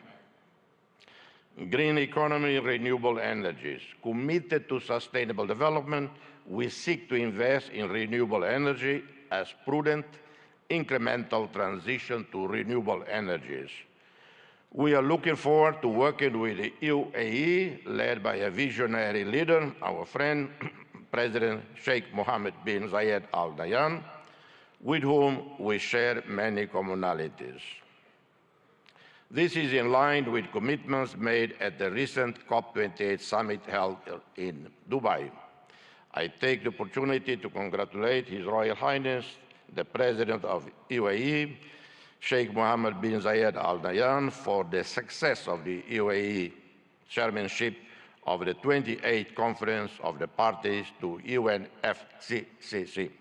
We have a great potential for developing solar and wind energy production fields, and some projects are underway with the support of the Asia Development Bank, namely in the municipality of Manatutu, where an initial investment of US $120 million is expected to produce in 25 years overall return above US $300 million. We seek to develop hydroelectrics with the construction of dams and mini hydroelectric plants that can take advantage of the mountainous terrain and rainy season, guaranteeing access to clean energy and reserve water for irrigation and urban supply. Infrastructure and transport. In the last 15 years, we have seen dramatic improvements in our infrastructure sector. National roads, electricity now covering 96.1% of the country, one state-of-the-art port, the Port of Tiber Bay, operating since 2022, with a total investment of $280 million. This was a first public-private partnership celebrated between Timor-Leste with the French Bolloré Group and the World Bank. One of the best projects in this sector, it is capable of transforming this port into a hub for connecting people and goods at regional level. We are also starting the first phase of the expansion of Dili International Airport with an initial investment of $97.7 million, partially funded by the ADB, IFC, and the governments of Australia and Japan. This includes expanding the runway, building a modern terminal. This links up to a wider program facilitating air services with other national and regional airports, combined with aircraft maintenance network capable of transforming Timor-Leste into a hub for air connectivity and services. In connectivity, we are looking forward to the arrival onshore in Dili in 2024, 9 months from now, of a submarine cable from Port Hedland, Australia, a project funded by the Australian government. Health, the development of the national health system with improvement and modernization of our primary, secondary, tertiary healthcare network go hand in hand with investments planned in tourism infrastructure, in different economic activities, responding to the needs of our national and foreign customers. We are looking at building new, modern, well-equipped hospitals. In 2002, we had 20 medical doctors for roughly 900,000 people. In 2024, we have over 1,200 medical doctors for 1,400,000 people. Our ASEAN roadmap and accession anticipates the construction of suitable infrastructure to host international summits, such as airports, communication facilities, five-star hotels, convention centers, modern health and hospital services. Agriculture, fisheries, and forestry. Timor-Leste has great potential for agricultural development. Traditional crops such as rice, coffee, maize, cassava, cocoa, vanilla. We have one of the best, or I would say the best coffees in the world. I apologize to any coffee producing country here, but I think we are rated the best in the world. And the Prime Minister, I suggest Indians should drink more coffee. That would help selling our coffee. We plan to develop projects that can respond to the needs of domestic consumers, enhance food security and self-sufficiency in order to reduce excessive dependence on imported food. We will invest more in the production, processing, distribution, and export of meat, fish, and seafood, milk, and dairy products with added value that may contribute to reducing malnutrition and poverty. Investments can also be in the reforestation of areas at risk of natural disasters, planting traditional species such as sandalwood, or those with great commercial potential such as mahogany. Inspired by India, we seek technologically sustainable growth, promoting innovation and digital economy. India has highly trained and specialized human resources in the new technology sector, taking advantage of the different telecommunications infrastructures. You have also been successful in developing highly profitable digital economy projects that benefit the entire production value chain. You have linked producers, distributors, retailers, and consumers on the one hand, and promoting increasingly innovative, creative, competitive products through digital platforms and social online networks on the other. Prime Minister, dear friend, we eagerly anticipate the inauguration of the Embassy of Democratic Republic of Timor-Leste in Delhi soon, this year. Simultaneously, we await with great anticipation the opening of the Embassy of India in Delhi, thereby solidifying the visionary concept put forth by Your Excellency, Prime Minister Modi, a call to forge a Delhi axis of progress and development. The problem with Delhi is sometimes people intend to come to Delhi. Instead, they end up in Delhi. And it happened many times.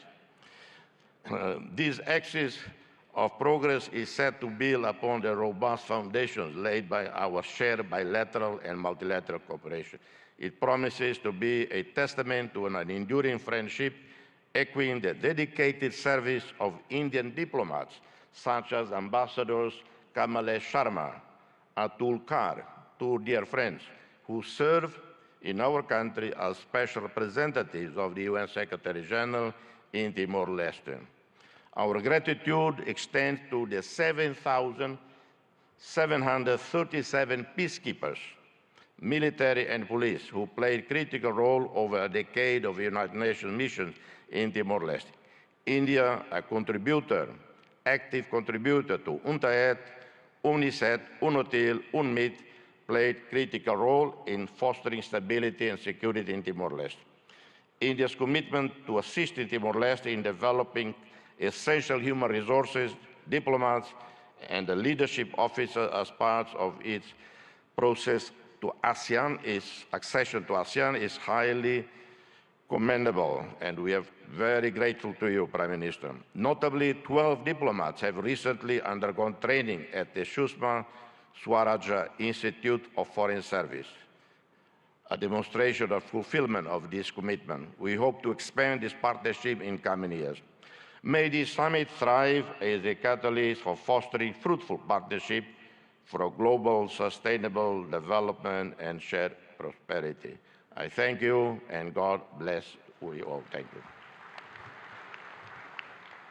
We are privileged to have heard the Nobel laureate, His Excellency, Mr. Jose Ramzota. Thank you so much, sir, for your enriching address. Honorable Prime Minister Shri Narendra Modi ji, a global leader rooted in the philosophy of Vasudhaiva Kutumbakam, envisions a sustainable future through initiatives like Viksit Bharat at 2047, aiming for a developed India by 2047 with a 5 trillion economy. He relentlessly emphasizes sustainable growth. Hailing from vibrant Gujarat, Modi ji's leadership reflects its ethos of entrepreneurship and progress, showcasing Gujarat as a model for development. His global outlook aligns with a vision for an inclusive and prosperous future inspired by Gujarat's cultural richness and economic vibrancy.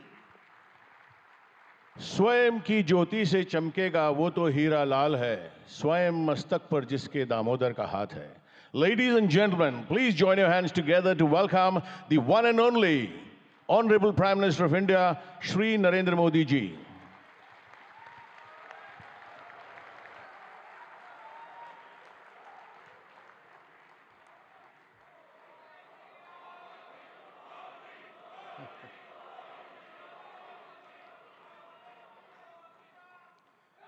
His Excellency Mr. Philip Nyusi,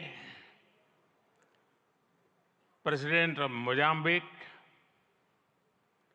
His Excellency Mr. Ramos Horat, President of Timor-Leste, His Excellency Mr. Petr Fiala, Prime Minister of Czech Republic, Gujarat के governor Acharya Devvrat जी, यहाँ के लोकप्रिय मुख्यमंत्री भूपेंद्र भाई पटेल, देश विदेश से आए हुए सभी विशेष अतिथि, अन्य महानुभाव,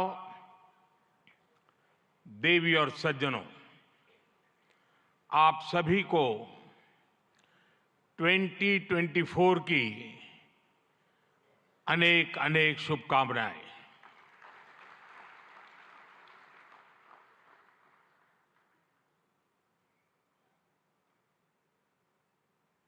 निकट भूतकाल में भारत की आजादी के 75 साल पूरे हुए और अब भारत अगले 25 वर्षों के लक्ष्य पर काम कर रहा है। जब भारत अपनी आजादी के 100 वर्ष मनाएगा, तब तक हमने भारत को विकसित बनाने का लक्ष्य रखा है और इसलिए ये 25 साल का कार्यकाल भारत का अमृत काल है। ये नए सपने, नए संकल्प और नित्य नूतन सिद्धियों का कार्यकाल है। इस अमृत काल में ये पहली वाइब्रेंट गुजरात ग्लोबल समिट हो रही है और इसलिए इसका महत्व और बढ़ गया है। इस समिट में आए 100 से ज्यादा देशों के प्रतिनिधि भारत की इस विकास यात्रा के अहम सहयोगी हैं। मैं आप सभी का स्वागत करता हूं, अभिनंदन करता हूं। फ्रेंड्स, यूएई के राष्ट्रपति मेरे brother his highness Sheikh Mohamed bin Zayed का इस आयोजन में शामिल होना हमारे लिए बहुत खुशी की बात है।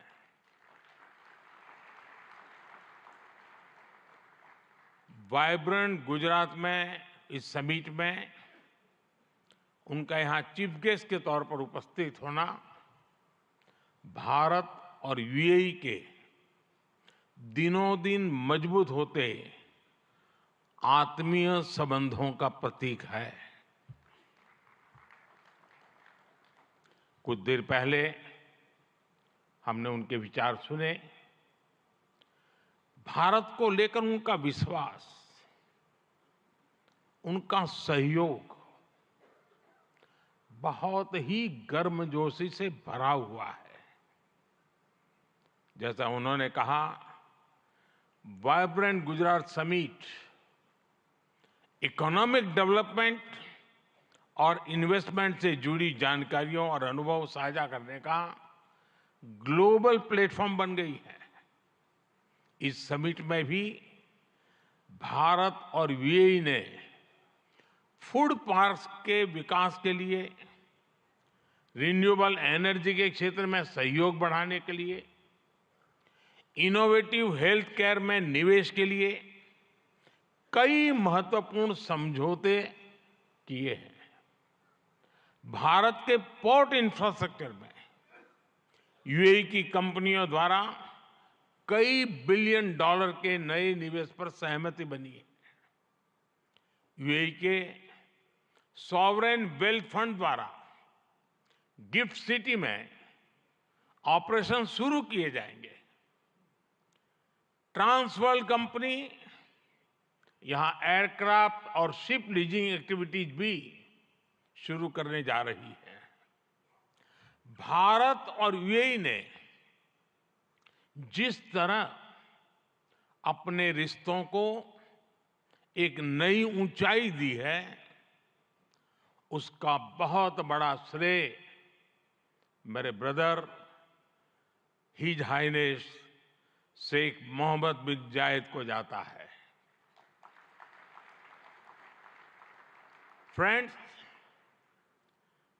मोजाम्बिक के प्रेसिडेंट हिज एक्सेलेंसी न्यूसी से कल भी मेरी बहुत विस्तार से बात हुई है।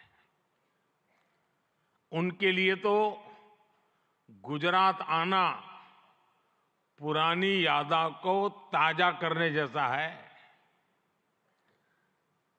प्रेसिडेंट न्यूसी IIM अहमदाबाद के एल्यूमनाई है।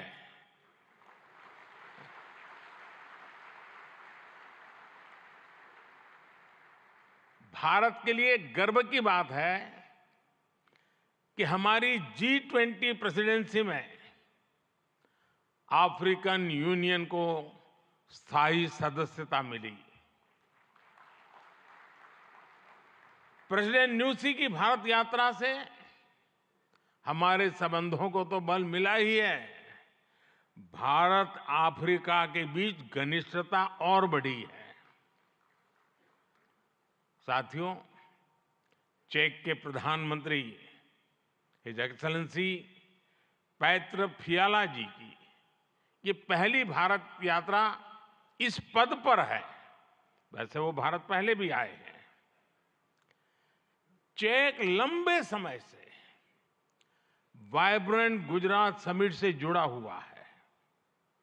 भारत और चेक के बीच टेक्नोलॉजी, ऑटोमोबाइल्स, मैन्युफैक्चरिंग जैसे सेक्टर्स में सहयोग लगातार बढ़ रहा है।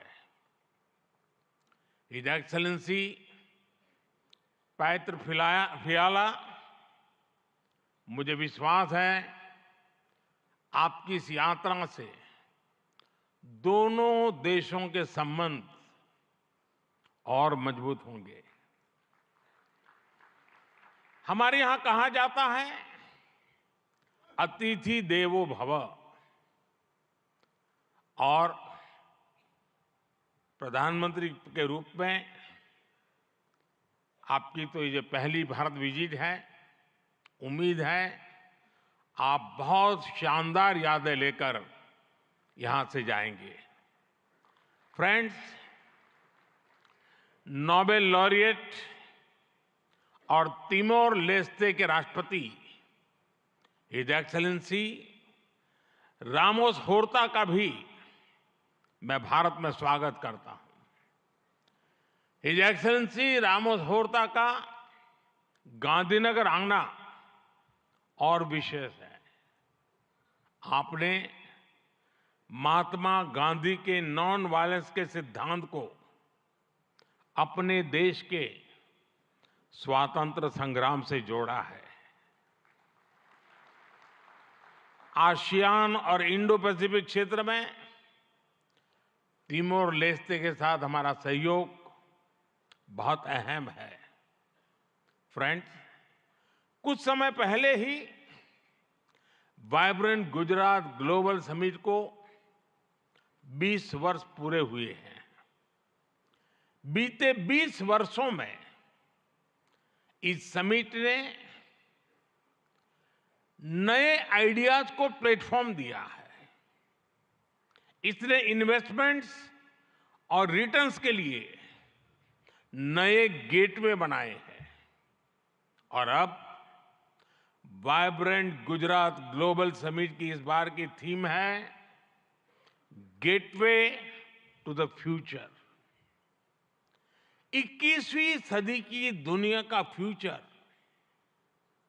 हमारे साझे प्रयासों से ही उज्जवल बनेगा। भारत ने अपनी G20 प्रेसिडेंसी के दौरान भी ग्लोबल फ्यूचर के लिए एक रोडमैप दिया है। वाइब्रेंट गुजरात ग्लोबल समिट के इस एडिशन में भी इस विजन को और आगे बढ़ा रहे हैं। भारत I2U2 और दूसरे मल्टीलेटरल ऑर्गेनाइजेशन के साथ पार्टनरशिप को लगातार मजबूत कर रहा है। One world, one family, one future का सिद्धांत विश्व कल्याण की अनिवार्य आवश्यकता है। फ्रेंड्स, आज तेजी से बदलते हुए वर्ल्ड ऑर्डर में भारत विश्व मित्र की भूमिका में आगे बढ़ रहा है।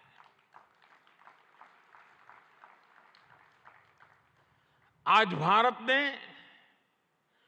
विश्व को ये भरोसा दिया है कि हम साझा लक्ष्य तय कर सकते हैं, अपने लक्ष्य प्राप्त कर सकते हैं। विश्व कल्याण के लिए भारत की प्रतिबद्धता, भारत की निष्ठा, भारत के प्रयास और भारत का परिश्रम आज की दुनिया को ज्यादा सुरक्षित और समृद्ध बना रहा है। The world looks at India as an important pillar of stability, a friend who can be trusted, a partner who believes in people-centric development, a voice that believes in global good, a voice of the global south, an engine of growth in the global economy, a technology hub for finding solutions, a powerhouse of talented youth, and a democracy that delivers. Friends, Bharat के 1.4 billion लोगों की priorities और aspirations, human centric development पर उनकी आस्था, inclusivity और equality का हमारा commitment, विश्व समृद्धि और विश्व के विकास का बहुत बड़ा आधार है।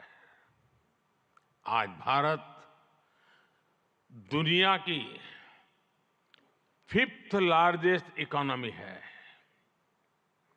10 साल पहले भारत 11th पर था। आज दुनिया की हर प्रमुख रेटिंग एजेंसी का अनुमान है कि भारत अगले कुछ वर्षों में दुनिया की टॉप 3 इकोनॉमी में जाएगा।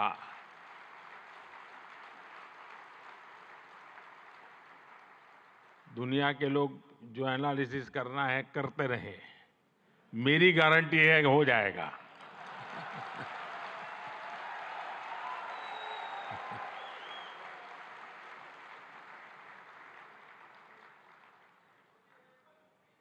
एक ऐसे समय में जब विश्व अनेक अनिश्चितताओं से घिरा हुआ है, तब भारत दुनिया में विश्व की एक नई किरण बनकर के उभरा है। भारत की प्राथमिकताएं बिल्कुल स्पष्ट है। आज भारत की प्राथमिकता है sustainable industry, infrastructure and manufacturing. आज भारत की प्राथमिकता है new age skills, futuristic technology, AI and innovation. आज भारत की प्राथमिकता है green hydrogen, renewable energy, semiconductors, इसका पूरा इकोसिस्टम। इसकी एक झलक हम vibrant Gujarat global trade show में भी देख सकते हैं। और मेरा तो आग्रह है कि ट्रेड शो जरूर देखें। गुजरात के भी स्कूल कॉलेज के विद्यार्थी जरूर जाएं। कल दिन में मैंने हिज एक्सेलेंसी न्यूसी और हिज एक्सेलेंसी रामोस होर्ता जी के साथ इस ट्रेड शो में काफी समय गुजारा है। इस ट्रेड शो में कंपनियों ने world class state of the art technology से बने प्रोडक्ट्स का निदर्शन किया है। E mobility, startups, blue economy, green energy और स्मार्ट इंफ्रास्ट्रक्चर जैसे ट्रेड शो में एक प्रकार से छाए हुए हैं। ये जितने भी सेक्टर्स हैं, इनमें इन्वेस्टमेंट के लिए आपके पास लगातार नए अवसर बन रहे हैं। साथियों, आप सभी वैश्विक परिस्थितियों से भली भांति परिचित है। ऐसे में आज अगर भारत की इकोनॉमी में इतना रेजिलियंस दिख रहा है, अगर आज भारत की ग्रोथ में इतना मोमेंटम दिख रहा है, तो इसके पीछे बड़ी वजह है बीते 10 वर्षों में स्ट्रक्चरल रिफॉर्म्स पर हमारा फोकस। इन रिफॉर्म्स ने भारत की इकोनॉमी की कैपेसिटी, कैपेबिलिटी एंड कॉम्पिटिटिवनेस बढ़ाने का बहुत बड़ा काम किया है। रिकैपिटलाइजेशन और आईबीसी से हमने भारत के बैंकिंग सिस्टम को दुनिया के सबसे मजबूत बैंकिंग सिस्टम में से एक बना दिया है। ईज ऑफ डूइंग बिजनेस पर जोर देते हुए हमने 40,000 से ज्यादा कंपनीज को समाप्त कर दिया है, कंप्लायंसेस को समाप्त कर दिया है। जीएसटी ने भारत में टैक्स के अनावश्यक जाल को खत्म किया है। भारत में हमने ग्लोबल सप्लाई चेन के डाइवर्सिफिकेशन के लिए बेहतर माहौल बनाया है। हाल में ही हमने 3 FTA साइन किए ताकि ग्लोबल बिजनेस के लिए भारत और अट्रैक्टिव डेस्टिनेशन बन सके। इनमें से एक FTA तो यूएई के साथ ही हुआ है। हमने अनेक सेक्टर्स को ऑटोमेटिक रूट से FDI के लिए ओपन किया है। आज भारत इंफ्रास्ट्रक्चर पर रिकॉर्ड इन्वेस्ट कर रहा है। पिछले 10 वर्ष में भारत का कैपेक्स 5 गुना अधिक हो चुका है। फ्रेंड्स, भारत आज ग्रीन एनर्जी और ऑल्टरनेटिव एनर्जी सोर्स को लेकर भी अभूतपूर्व गति से काम कर रहा है। भारत की रिन्यूएबल एनर्जी कैपेसिटी 3 गुना बढ़ी है और सोलर एनर्जी कैपेसिटी में 20 गुना वृद्धि हुई है। डिजिटल इंडिया मिशन ने भारत में लाइफ और बिजनेस दोनों को ट्रांसफॉर्म कर दिया है। 10 वर्षों में सस्ते फोन और सस्ते डेटा से डिजिटल इंक्लूजन की नई क्रांति आई है। हर गांव तक ऑप्टिकल फाइबर पहुंचाने का अभियान, 5G का तेजी से विस्तार आम भारतीयों का जीवन बदल रहा है। आज हम दुनिया में तीसरे बड़े स्टार्टअप इकोसिस्टम है। 10 वर्ष पहले तक भारत में कुछ 100 स्टार्टअप थे। आज भारत में 1,15,000 रजिस्टर्ड स्टार्टअप्स है। भारत के ओवरऑल एक्सपोर्ट में भी रिकॉर्ड बढ़ोतरी हुई है। फ्रेंड्स, भारत में जो ये बदलाव आ रहा है, वो भारत के नागरिकों की ईज ऑफ लिविंग भी बढ़ा रहा है, उन्हें एम्पावर कर रहा है।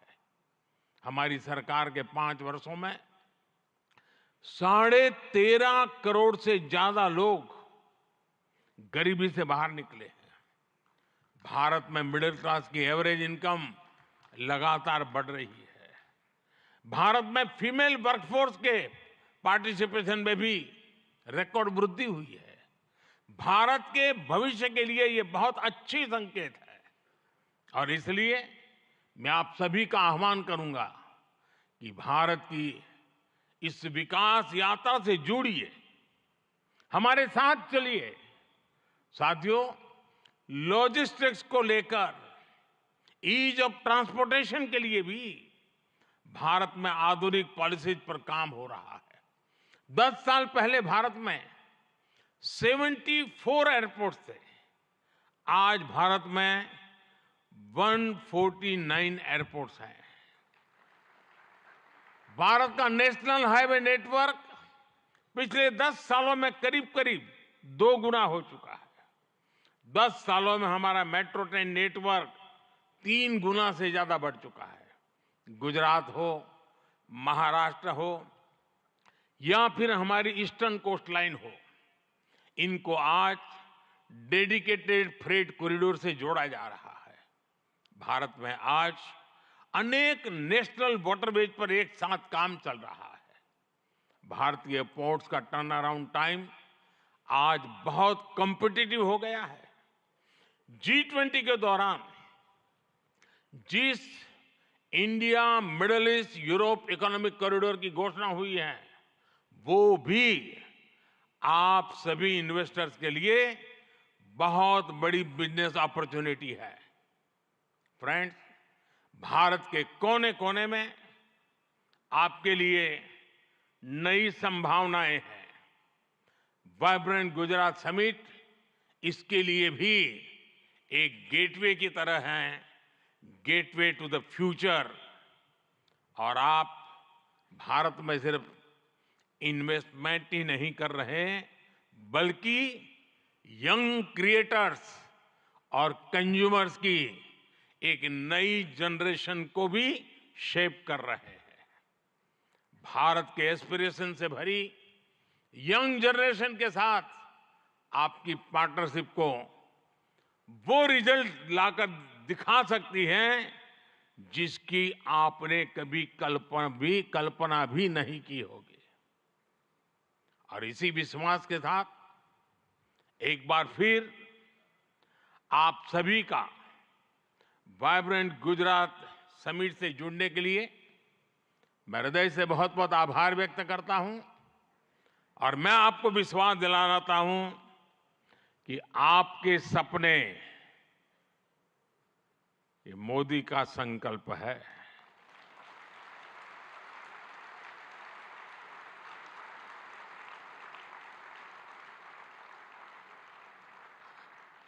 आपके सपने जितने बड़े होंगे, मेरा संकल्प भी उतना ही बड़ा होगा।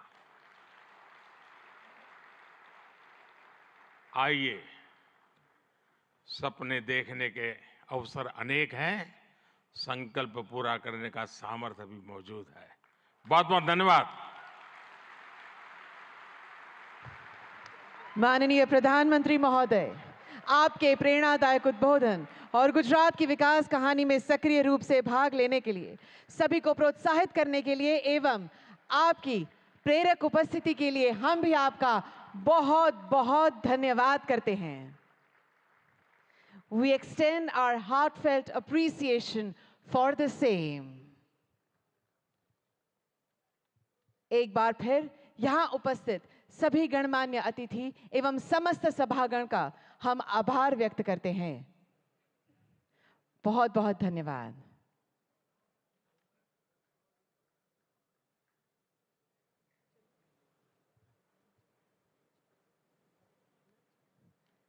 Thank you very much, Honorable Prime Minister, sir.